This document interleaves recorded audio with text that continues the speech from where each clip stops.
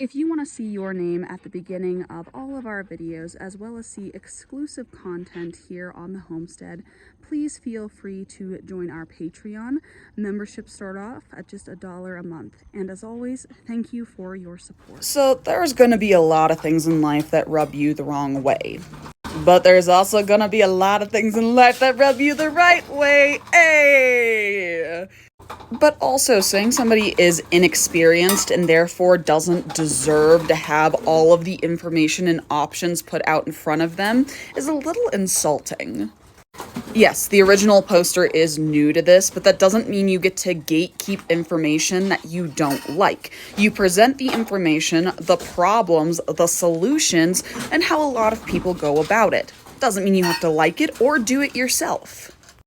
But to use a fallacy saying this always ends in travesty, basically, is not true. Let me give you an example that's kind of like a lesser yet huge thing here with rabbits. Hay. I do not feed hay. I don't like feeding hay. It causes too many problems. Have I fed hay? Of course I've fed hay. I have a giant pile of hay out on the side that I use if I need it. Because in theory, all you need is pellet, but sometimes you need hay for medical reasons. Sometimes we use hay for enrichment, though I use like clean blocks over loose hay. That's a whole long story. I have it set aside because sometimes you just need it for medical reasons, even though it is not a basic issue. And then you get other people who all they feed is hay. Which rubs me the wrong way, but it's their animals, they find success with it, and if somebody asks me about it, I'm gonna give them my opinion on it, and I'm gonna say, but yeah, other people do it this way. And it works, of course, but it's not the best, and that's the best you can do, is to guide new people. But give them a chance to make their own decisions and put new information in their toolbox.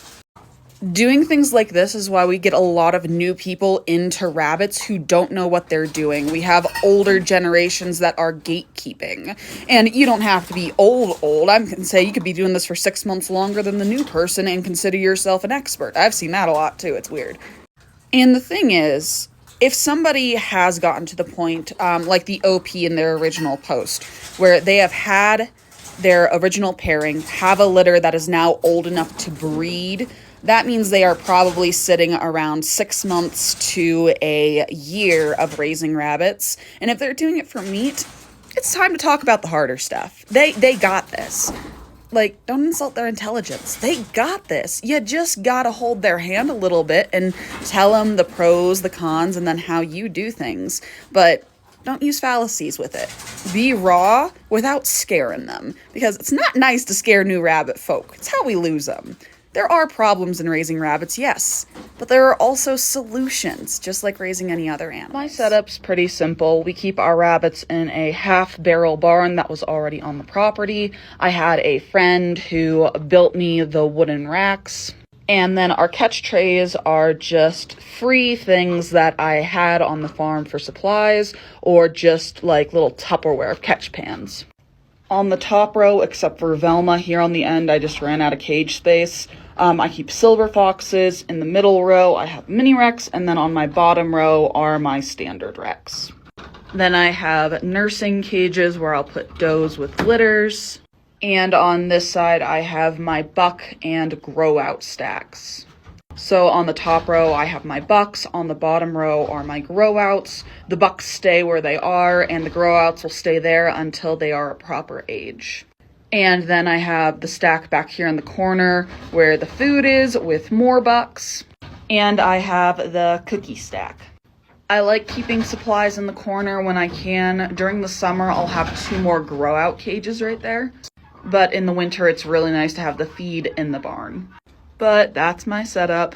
It works really well for rotations, and it's a really nice barn for in the winter to keep the rabbits out of the wind and dry. And during the summer, I'll put a fan in here with ice water bottles and set up hillbilly air conditioning.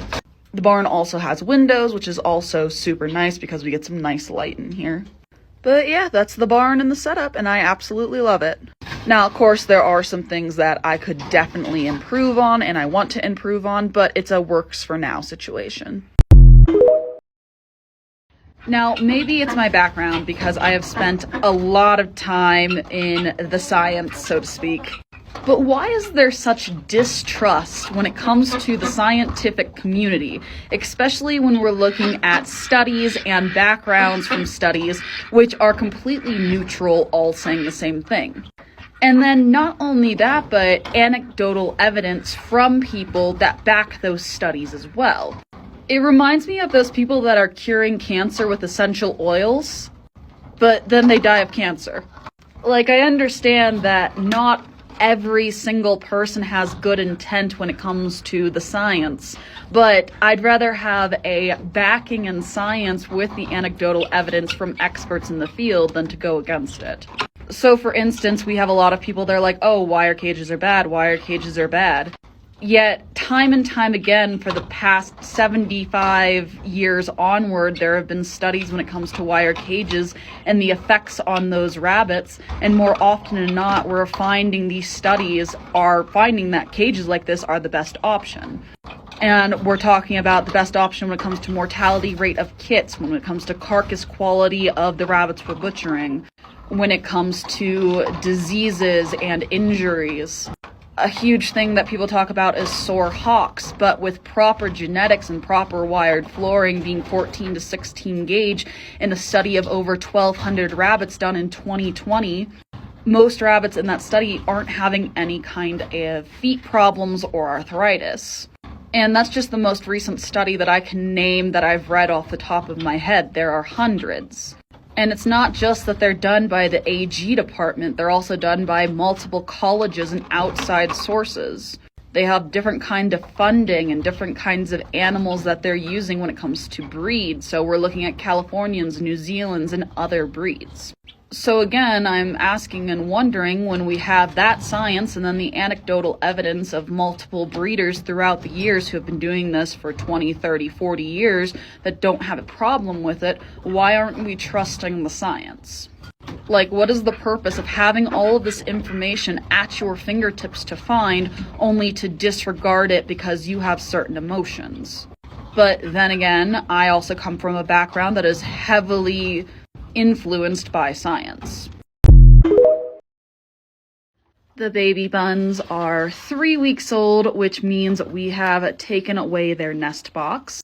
This little castor baby over here is definitely taking advantage. Normally in the summer, I'll take away a nest box at around 2 weeks, but in the winter, I kind of push it back, especially when it's been as cold as it has been. We've been in the single digits at night, and I've worried about these guys getting too cold, so I've left the nest box in a little extra. With that being said, and still having some small babies, I did put some hay down in the corner. Not only is this going to allow them to have a warmer spot to sit that kind of mimics a nest box while allowing them to get out and roam around, but it also gives them an opportunity to munch on hay to help develop their gut biome.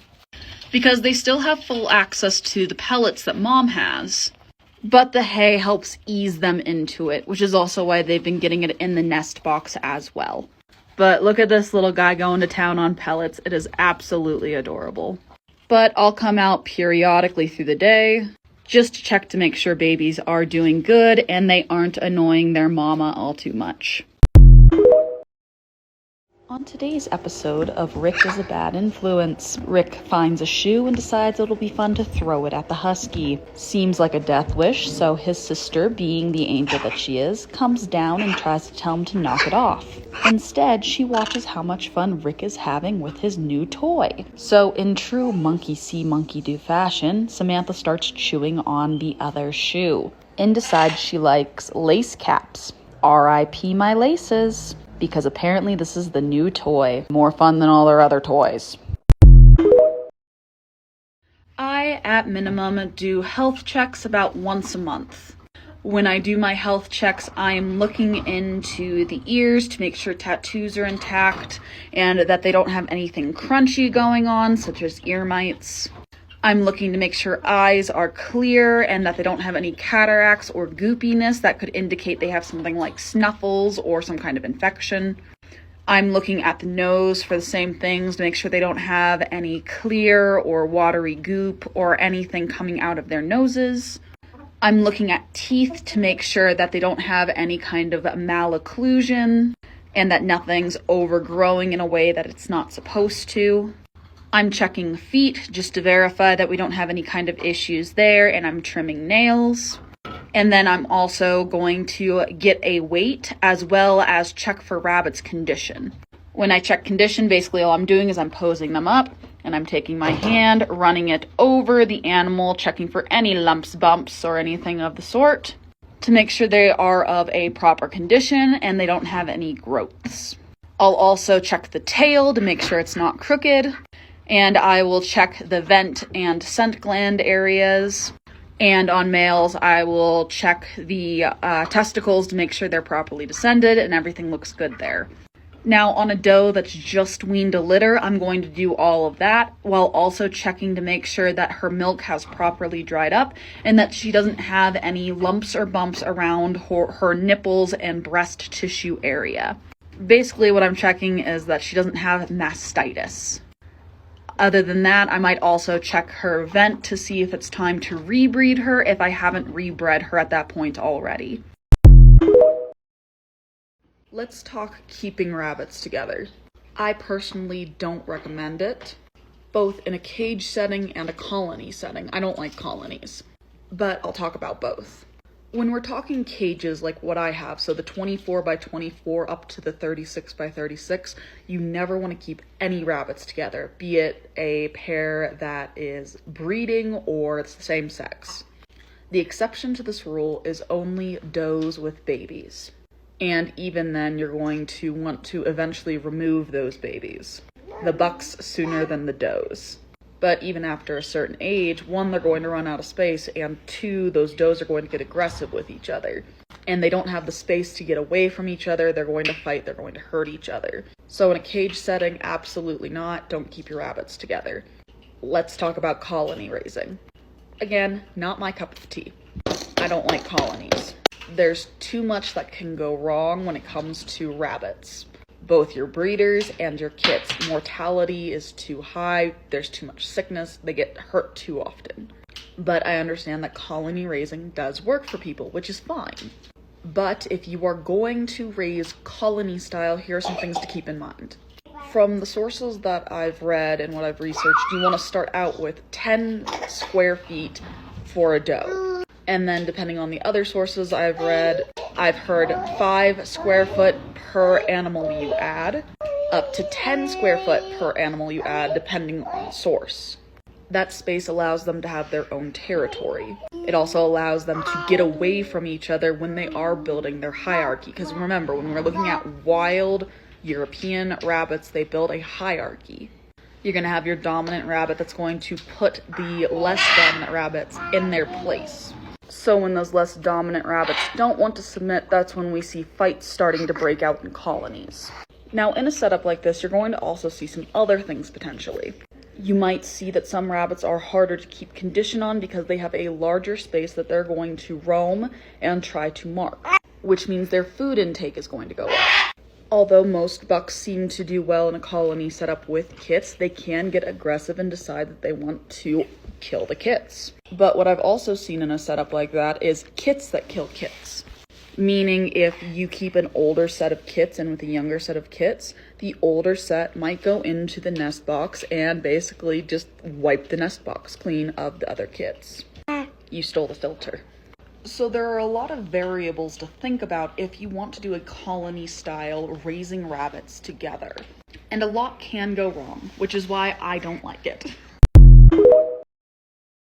So when we're talking about silver foxes and standing fur, in theory, you want fur standing up straight as soon as possible.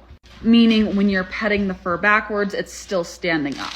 With that said, in most lines, we see our baby coats in our silver foxes up till normally around 6 months. The same is true with their silvering as well.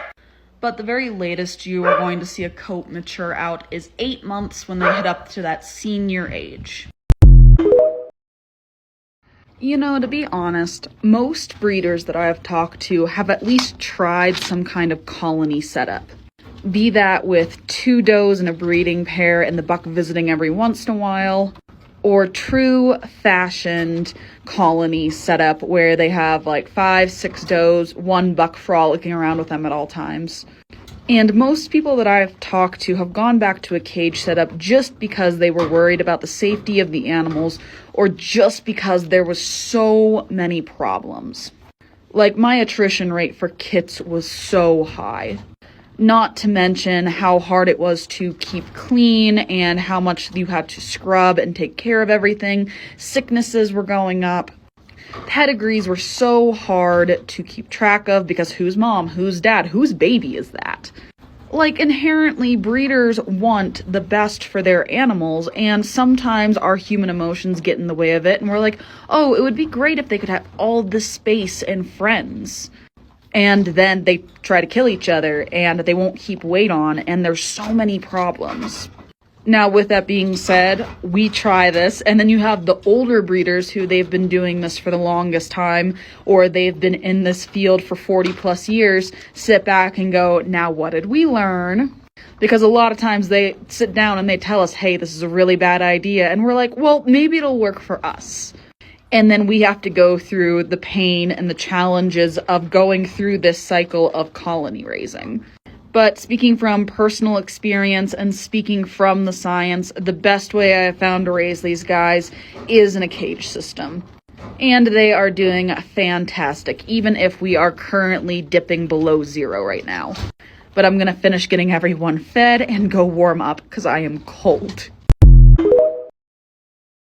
Watering in the winter is one of my biggest chores. Normally during the summer, I have water bottles. I can fill them twice a day, and the rabbits always have extra, no problem.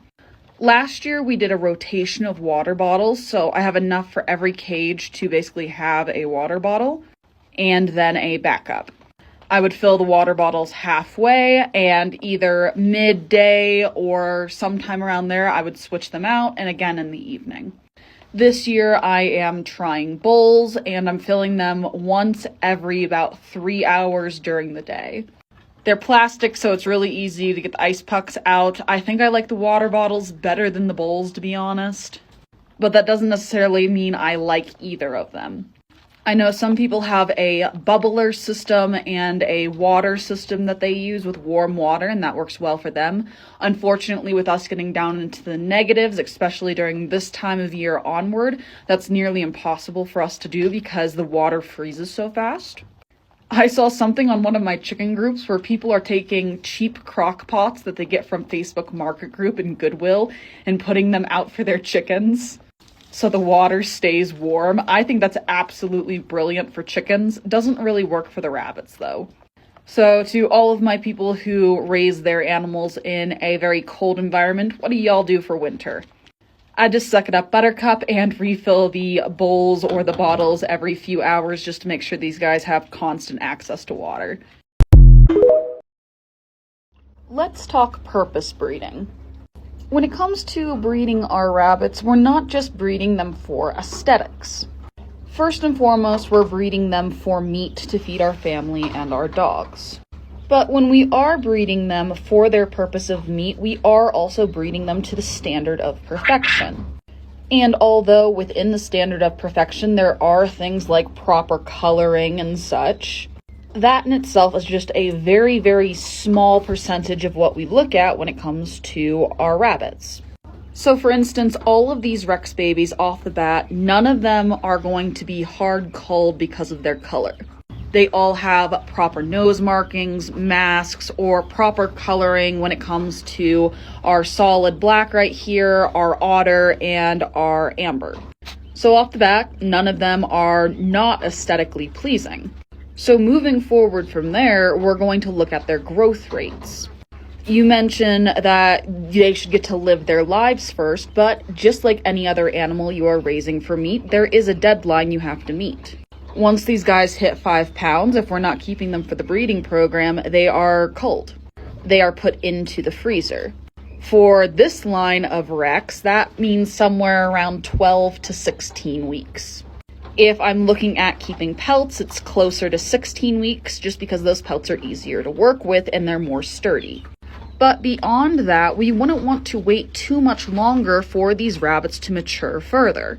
For one, that's extra food going into these animals that you can't necessarily afford in large quantities.